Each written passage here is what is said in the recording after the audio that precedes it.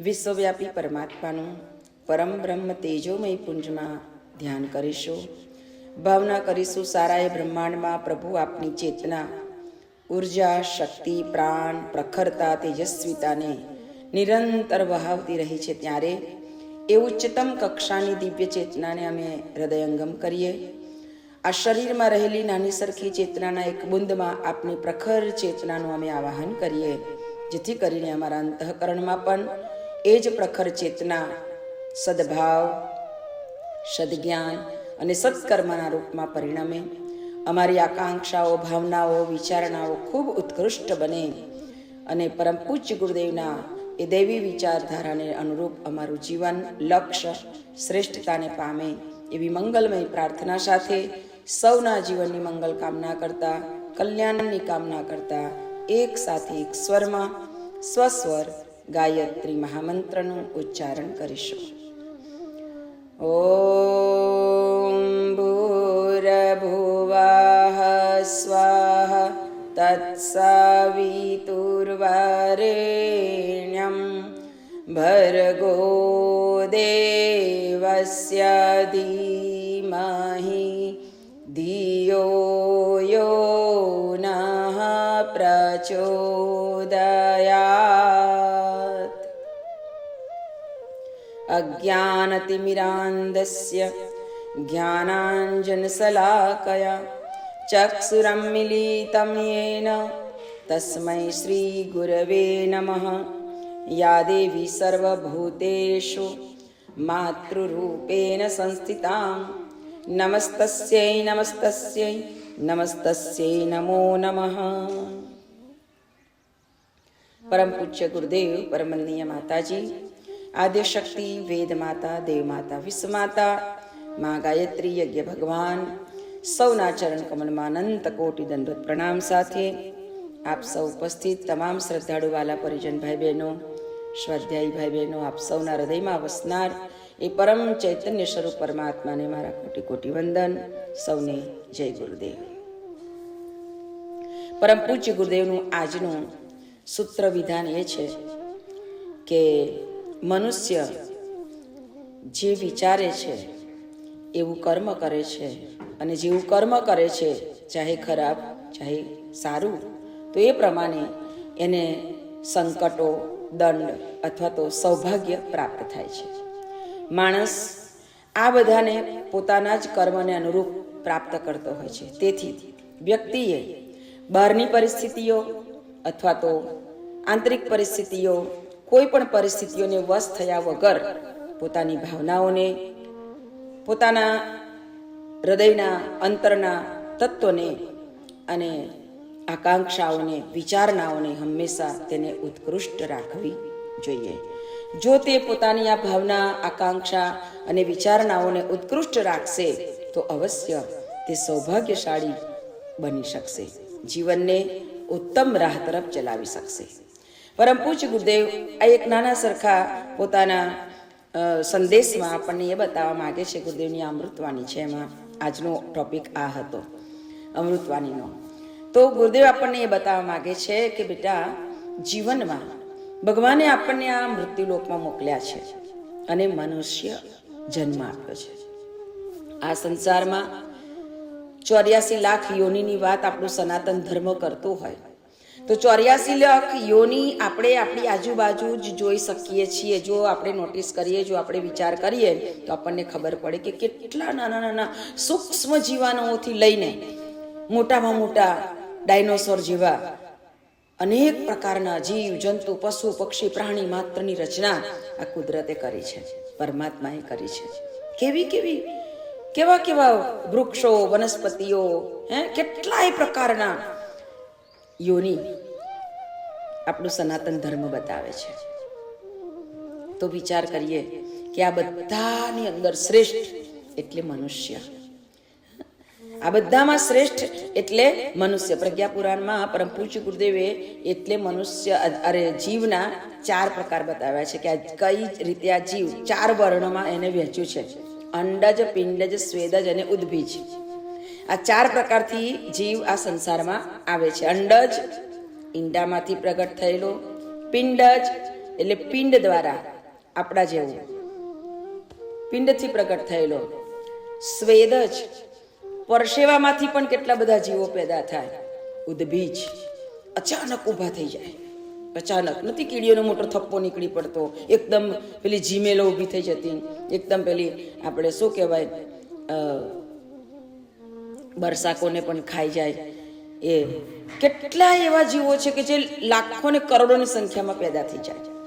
અત્યારે વાયરસ આપણે જોઈ ના શક્યા કોરોનામાં, પણ એ કેવો સૂક્ષ્મ જીવાણુ છે કે બધાને ભરખી જાય. તો કહેવાનો મતલબ કે આટલા બધા જીવ જંતુ પશુ પક્ષી આ સંસારમાં ભગવાને બનાવ્યા 84 લાખ યોનીમાં, અને એમાં શ્રેષ્ઠ મનુષ્ય જન્મ છે. કેમ? તો કે મનુષ્યને ભગવાને કેટલી બધી વ્યવસ્થા આપી, વિચાર પ્રમાણે કર્મ કરી શકે. એ વાત પણ પ્રજ્ઞા પુરાણમાં ગુરુદેવે બતાવી છે. વિચાર કરે એવું એ કર્મ કરી શકે, એટલે એને વિચાર શક્તિ આપી, કર્મ કરવાની શક્તિ આપી, એને બૌદ્ધિક શક્તિ આપી, અને એ વિચાર એવું કરી શકે એવી શક્તિ આપી. અને સૌથી વિશેષ એની અંદર ભાવના ભગવાને ભરી છે. આ એ ભાવના ભગવાને ભરી છે કે ભાવનાને લઈને ભગવાન સુધી પહોંચી શકાય. પરમ પૂજ્ય ગુરુદેવ વારે વારે આપણા પ્રત્યેક કર્મ, આપણે યજ્ઞ કરીએ તો બધા કર્મકાંડની અંદર પણ ગુરુદેવે વારે વારે કીધું છે, માત્ર કર્મકાંડ એ ગુડિયા ગુડિયોનો ખેલ છે, પરંતુ કર્મકાંડની સાથે ભાવનાઓ જોડી, પ્રેરણાઓને જોડી વ્યક્તિને ઉત્કૃષ્ટ જીવન જીવવાની પ્રેરણા લેવાની છે. એટલા માટે ક્રિયા છે. ખાલી ક્રિયા નથી કરવાની. ક્રિયા કરી દઈશું તો માત્ર ક્રિયા થઈ જશે, એની સાથે ભાવના, ગુરુદેવ કહે છે કે ભાવના જોડી દો તો તમે ભગવાન સુધી પહોંચી જશો. કારણ કે ભાવના વ્યક્તિના અંતરને સ્પર્શે છે ને, ત્યારે વ્યક્તિ એવું જીવન જીવવા માટે તત્પર બની જાય છે, એવું કર્મ કરવા માટે તત્પર બની જાય છે કે મારે શ્રેષ્ઠ કર્મ જ કરવાના છે. ચાહે દુનિયા આગળ પાછળ ગમે તે બોલશે, ગમે તે કરશે, મારી બુરાઈઓ શોધી શોધીને સંસારની સામે મૂકશે, મને બદનામ કરશે, ભલે કરે, પણ મારે મારો રસ્તો જે છે એ બહુ સત્યતાને લઈ અને સાચા રસ્તે જ મારે ચાલવાનું છે. આ આપણા અંદર એક સાહસ પેદા કરે. કોણ પેદા કરે? તો આપણી અંદરનું આધ્યાત્મિક બળ, આપણું આત્મબળ. આ આત્મબળને જીવંત કરવાનું કામ આપણી આ સાધના કરે છે. ધ્યાન કરીએ, જપ કરીએ, હૃદયથી એનો પોકાર કરીએ, એ આપણું આત્મબળ વિકસિત કરે. કારણ કે આત્મા એ પરમાત્માનો અંશ છે. એટલે કે જ્યારે આપણે એની સાથેનું જોડાણ, કનેક્શન પાક્કું કરવા માટે જ નિયમિત આપણી ઉપાસના શ્રેષ્ઠ બનાવવી જોઈએ. નિત્ય એટલે ગુરુદેવ કીધું છે કે સતત સ્વાધ્યાય, સતત સત્સંગ આપણા જીવનમાં હોવો જોઈએ. નિત્ય સત્સંગ કરતા કરતા કરતા માણસને આજે નહીં તો કાલે, ક્યારેક ને ક્યારેક એના અંતરમાં એક પરિવર્તન આવે ને આવે જ. એટલે કે એ ઊંચું વિચારતો શીખે. હાઈ ક્વોલિટીની વિચારધારા એ વ્યક્તિના અંતઃકરણને ઉજ્જવળ બનાવે છે, શ્રેષ્ઠતા તરફ લઈ જાય છે. અને તેથી જ લો કેટેગરીની વિચારધારા વાળી વ્યક્તિ હોય ને, એ હંમેશા નેગેટિવ થિંકિંગ કરતી હોય. એની પાસે જતા પણ આપણને થોડુંક અંદરથી એવું થાય કે આની પાસે તો ના બેસીએ તો સારું. ઓટોમેટિક જ એક આત્માની અંદર જ એક એ ચેતના અસર કરી જાય કે ના, આની જોડે નથી બેસવા જેવું, આની પાસે બેસીશું ને તો આપણને સારી વાતો, સારા વિચારો મળશે. એટલે બને ત્યાં સુધી આપણે જ્યારે એક સાચી દિશા તરફ ચાલી રહ્યા છીએ સ્વાધ્યાય અને સત્સંગ કરીને, તો બને ત્યાં સુધી જે દુનિયાદારીની, સંસારની વાતો કરનારી વ્યક્તિઓ હોય ને, એનાથી થોડા ખસીને રહેવાનો પ્રયત્ન કરવાનો. મતલબ કે એવું નહીં કે સંબંધો તોડી નાખવાના, પણ કામ પૂરતી વાત કરીએ, ખસીને રહીએ, જેથી કરીને આપણું ચિંતન, આપણું જે થિંકિંગ છે એ હંમેશા ઉપર તરફ જઈ શકે. આ નહીં કરી શકીએ, આપણે આપણી જાતને સાચવી નહીં શકીએ. આપણે કેવું કરીએ કે ઠંડી બહુ લાગે છે એટલે આવું સ્વેટર પહેરી દઈએ, ઠંડીથી રક્ષણ મેળવવા માટે સ્વેટર પહેરી દઈએ છીએ, સાલ ઓઢી દઈએ છીએ. એવી જ રીતે આપણા આત્માની ઉપર આ દુનિયાદારીનો કચરો ના પડે એટલા માટે આપણી જાતને પણ આપણે સાચવવી જ. કારણ કે આજે આપણે સવાર થયું, ઉઠ્યા, જેટલી વ્યક્તિઓને મળીશું, રૂબરૂ નહીં મળીએ તો ફોનથી વાત કરીશું, તો એની પાસે જે કચરો હશે એ આપણામાં ઠલાવવાનો છે. જેની પણ પાસે મળીશું ને તો કમસે કમ એની બાજુમાંથી પસાર થઈશું, અથવા તો એની સાથે થોડીક વાર બેસીશું, અથવા કોઈને લીધે કોઈની પાસે ઊભું રહેવાનું થાય છે, તો એની જે એનર્જી છે એ એનર્જી આપણી એનર્જીને ટકરાશે. નેગેટિવ પોઝિટિવ ટકરાશે. પોઝિટિવ હશે તો સરસ એનું સર્કલ બનશે, પણ આ પરિસ્થિતિઓ ઊભી થાય. માટે ખોટું કરનારી વ્યક્તિઓથી હંમેશા, અથવા તો લો કેટેગરીની ચિંતનધારા જેની પાસે નથી, હંમેશા જાતને બચાવીને રાખવું. હંમેશા ઊંચું વિચારીએ, સારું વિચારીએ, શ્રેષ્ઠ વિચારીએ. કોણે શું કર્યું છે, એને આવું નહોતું કરવાનું, આવું કરવાનું હતું, એ કાંઈ જ આપણે વિચારવાની જરૂર નથી. મારે શું વિચારવું જોઈએ, મારે શું કરવું જોઈએ, મારે કયો નિર્ણય લેવો જોઈએ, એ જાતને પૂછવો. ન સમજ પડે તો આપણાથી કોઈક ઊંચા વિચારવાળી વ્યક્તિની પાસે જાઓ, એને પૂછો. પણ ક્યારેય પણ ખોટી બાબતો તરફ મગજ ના જાય એ માટે બહુ જ ધ્યાન રાખવાની જરૂર છે. ગમે તેની સાથે વાતો કરવાની બેસી જાઓ, ગમે તેની સાથે ગમે તે ચર્ચા કરવાના બેસી જાઓ. કેમ? કારણ કે એમાંથી આપણી અંદર ઘણું બધું આપલે થશે. બહુ જ સૂક્ષ્મ વસ્તુઓ છે આ, પણ એના માટે આપણે સાધના કરીએ ને તો ધ્યાન રાખવાની બહુ જરૂર છે. એટલે ધ્યાન રાખવું જ જોઈએ. પરમ પૂજ્ય ગુરુદેવ એટલે બતાવે છે કે બેટા, જીવનમાં ઊંચી વિચારધારા ત્યારે જ શક્ય બને છે, સંભવ બને છે કે જ્યારે આપણા જીવનમાં સત્સંગને આપણે સતત વાગોળતા રહીએ. આપણે અઠવાડિયામાં એક જ દિવસ બેસીએ છીએ, બીજા પણ ઘણા આપણા ઓનલાઈન સત્સંગ ચાલે છે, ઘણા બધા જોડાતા પણ હશે, પણ એમાંથી પણ જે સાચી બાબતો છે એનો સ્વીકાર કરી લ્યો અને અસમંજસ ના થાય એ માટે સાચું ચિંતન આપણું બને એવો પ્રયત્ન કરો. ઘણા બધા એમાં જોડાય તો સરસ વાત છે કે સત્સંગ મળે એ સારી બાબત કહેવાય. અને આપણે પણ જ્યારે આપણે જોડાઈએ છીએ ત્યારે આપણે એકલો વિચાર કરવાનો કે મારે કાલે આવતા શનિવારે એક વ્યક્તિને વધારે જોડવી છે. હું જેટલા આપણે આજે આપણી પાસે 43 આપણા સત્સંગી ભાઈઓ બહેનો ભેગા થયા છે આપણે, તો હું એમ કહું છું કે તમે આવતા શનિવારે એક વ્યક્તિને વધારે જોડજો, એક જ વ્યક્તિને. પરંતુ આ એક વ્યક્તિને જોડવાથી આપણી સત્સંગ ધારાનો પ્રવાહ એ અનેક સુધી પહોંચશે ને, તો આજે નહીં તો કાલે એ બધાના હૃદયની અંદર એક સ્ફૂર્ણા જાગૃત થશે અને આખું અઠવાડિયું આપણને એક પાવર રહે. મેં એક વ્યક્તિને આજે સત્સંગમાં લીધો, એક પાવર, એનાથી આપણી એનર્જી ક્રિએટ થાય છે, એક પાવર રહેશે. આ બધા કામ એટલે કરવાના છે. અશક્ત વ્યક્તિ પણ, પરમ પૂજ્ય ગુરુદેવ કહે છે કે અશક્ત વ્યક્તિ પણ જ્યારે કોઈ પરમાર્થ તરફ કાર્ય એને કરવા લાગે છે ને, ત્યારે એને ઓટોમેટિક અંદરથી એક વિશેષ એનર્જી એની અંદર ક્રિએટ થાય છે, વિશેષ એનર્જી એને મળે છે. અને એ આપણે લેવાની છે કે જે એનર્જી નથી પૈસાથી મળતી, નથી રૂપિયાથી મળતી, નથી તમે કોઈ કામ કરી દેવાથી મળતી, પણ જ્યારે પરમાર્થ નિસ્વાર્થ ભાવે જ્યારે આપણે કાર્ય કરીએ છીએ ત્યારે એક એનર્જી પેદા થઈ જાય છે. અને આ એનર્જી આપણને ખરેખર અંદરથી એટલો બધો આનંદ આપે છે ને, એ આનંદ પાછો આપણી અંદર એક એવા હોર્મોન્સ પેદા કરે છે. આ આનંદ એ એવા હોર્મોન્સ પેદા કરે છે કે આપણા શરીરની અંદર જે કોઈ બીમારીઓ છે એ બીમારીઓની અંદર સરળતાથી, સહજતાથી આપણે પાર થઈ જઈએ છીએ. આ એટલે ધર્મનું મહત્વ છે, એટલે અધ્યાત્મનું મહત્વ છે. બાકી આજે આપણે જોવા જઈએ, આ તો નકામો મંદિર જઈને લોટો ચડાવે, આમ કરે તેમ કરે, પણ કશું છે નહીં, એ વિચારવાનું જ નથી. એ ક્રિયાઓ કરતાં કરતાં પણ ક્યારેક ને ક્યારેક એનામાં પરિવર્તન આવશે. એ ભાવ એની પાસે મોકલો. આપણે આજે નહીં તો કાલે આવશે, એ ભાવ મોકલતા રહો. હા, ગાડરિયા પ્રવાહની જેમ આપણે નથી વહેવાનું, આપણે સમજદારીથી કરવાનું છે. અને કર્યું એટલે કરવું એવું નહીં, સમજદારીપૂર્વક કરીએ. સત્સંગ હજમ કરો. જેને હજમ કર્યો ને એને જીવન ખરેખર ઉત્તમ બનાવ્યા. એવા અનેક ઉદાહરણો શાસ્ત્રોમાં આપણે પડ્યા છે.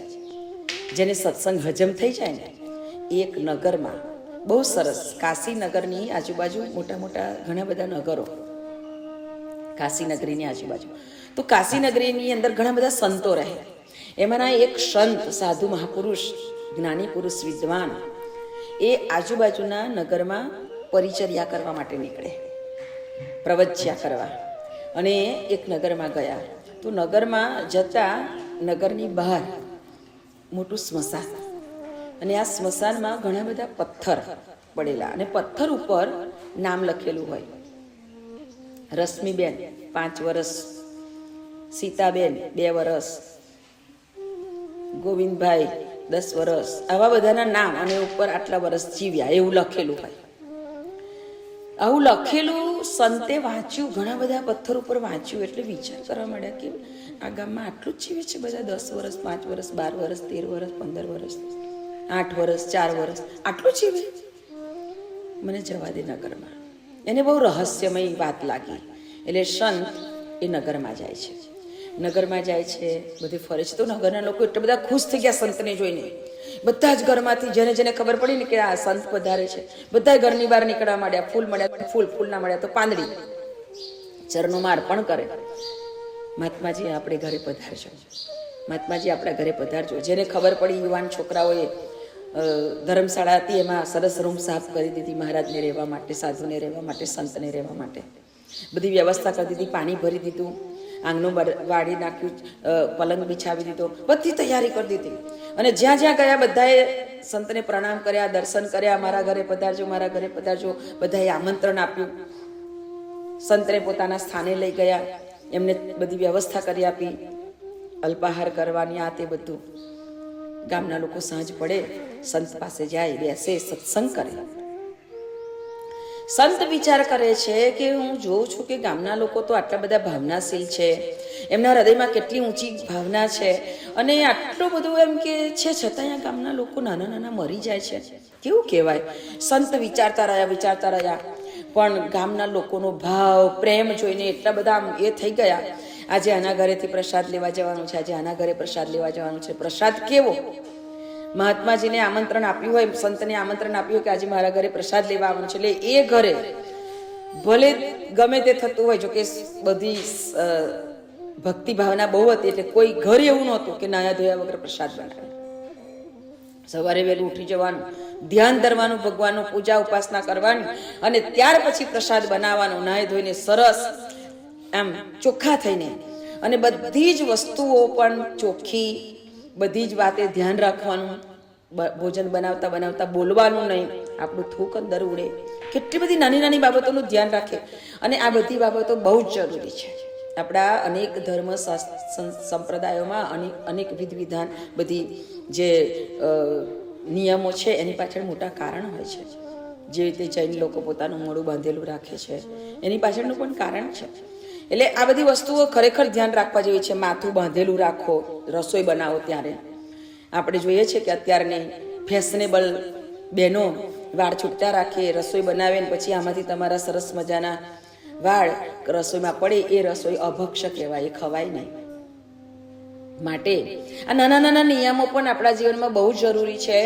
બને ત્યાં સુધી માથું તમે ભલે આવું મારી જેમ બાંધો ના તો કંઈ નહીં, પણ હંમેશા માથું ઓઢી દેવાનું, બરાબર ફિટ બાંધી દેવાનું, ને પછી જ ભોજન બનાવવાનું, જેથી કરીને ક્યારેય પણ ભગવાનને પણ આપણે ધરાવીએ એટલે આપણો વાળ પડેલો હોય તો એ ભોજન ના ખવાય. પરમ પૂજ્ય ડોંગરેજી મહારાજ પણ કહે છે કે જે ભોજનમાં વાડ આવે એ ભોજન કદી ના કરાય. આપણે તો કાઢી નાખીને ખાઈએ, કારણ કે ટાઈમે લાવીએ શું, કરીએ શું.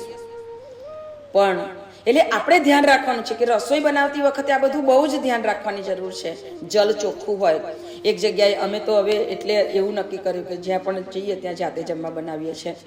એક જગ્યાએ કથામાં અમે જોયું કે બેન લોટ બાંધતા હતા, પાણીનો ગ્લાસ ભરેલો હતો લોટ બાંધવા માટે, પણ એને તરસ લાગી હશે એટલે પહેલાં પાણી પી લીધું ને પછી એ પાણીથી લોટ બાંધ્યો.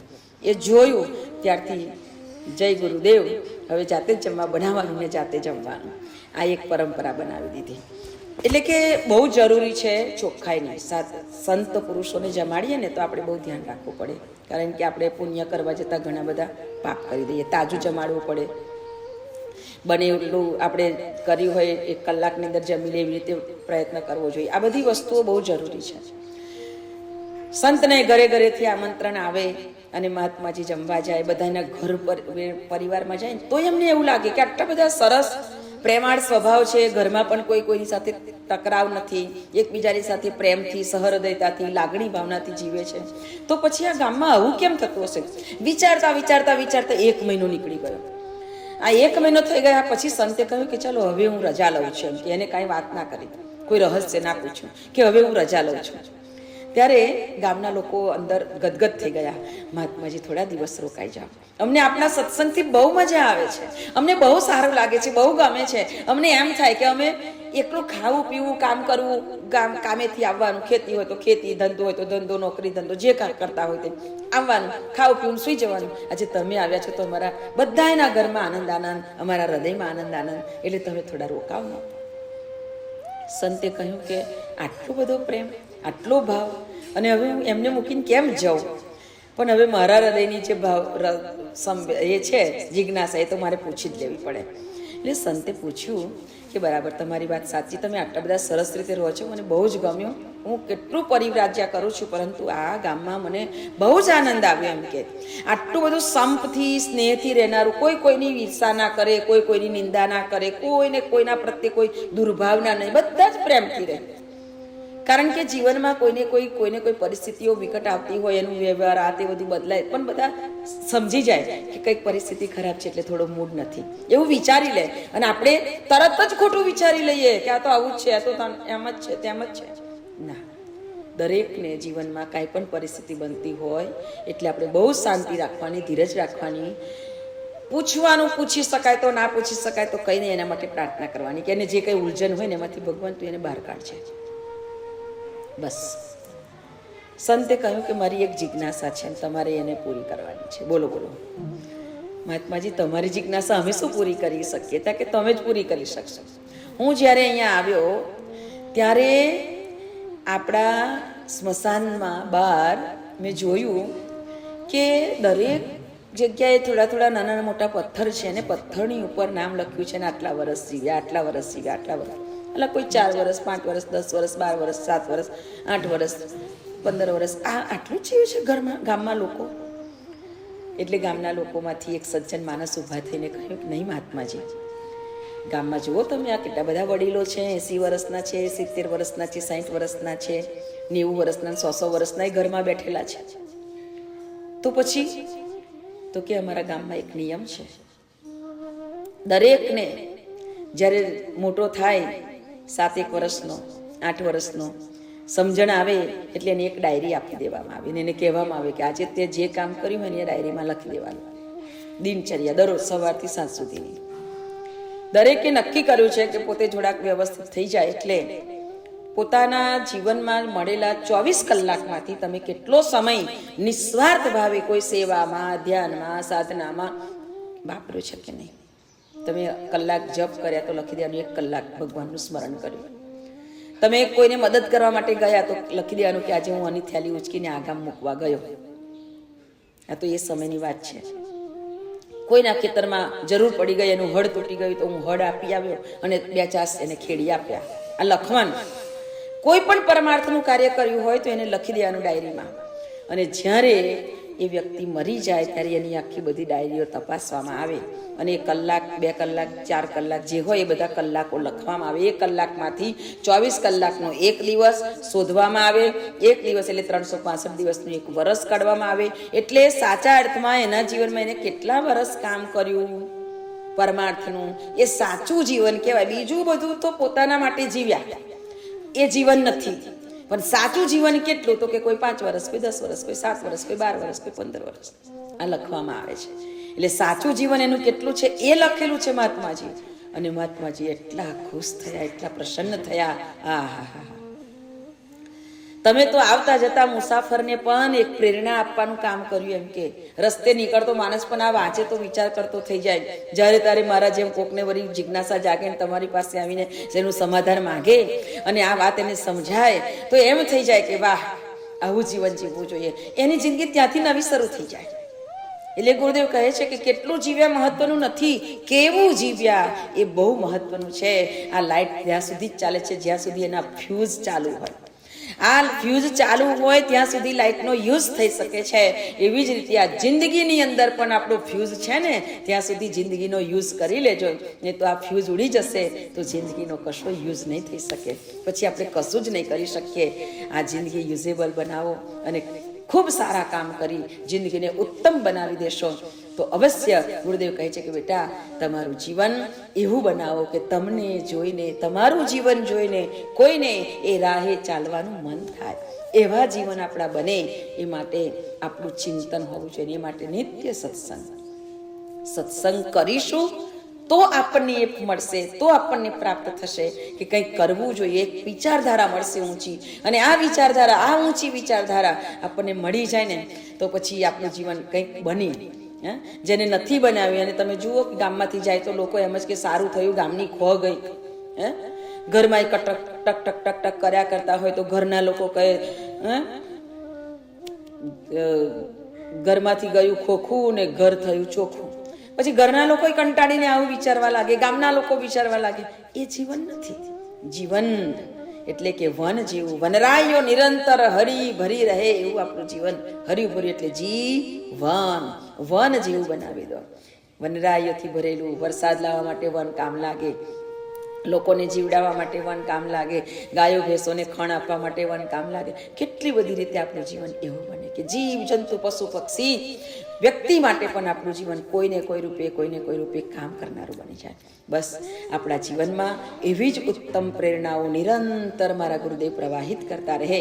મારા ગુરુદેવનું આદર્શ જીવન, મારા ગુરુદેવના જે દિવ્ય વિચારધારા છે એમાં આપણી વિચારધારાઓ ઊંચી કક્ષા તરફ જાય. કોઈ કાંઈ કહે તો એને શું કામ કીધું છે એ વિચાર કરવાનો, ચિંતન કરવાનું, પછી બોલવાનું કે આને આવું કેમ કીધું અને આવું કેમ કર્યું, એ બધું પછી વિચારવાની વાત છે. પણ ફાયરિંગ નહીં કરવાનું, નહીં તો આપણને જ પછી પશ્ચાતાપ સિવાય બીજું કશું જ આપણી પાસે રહેશે નહીં.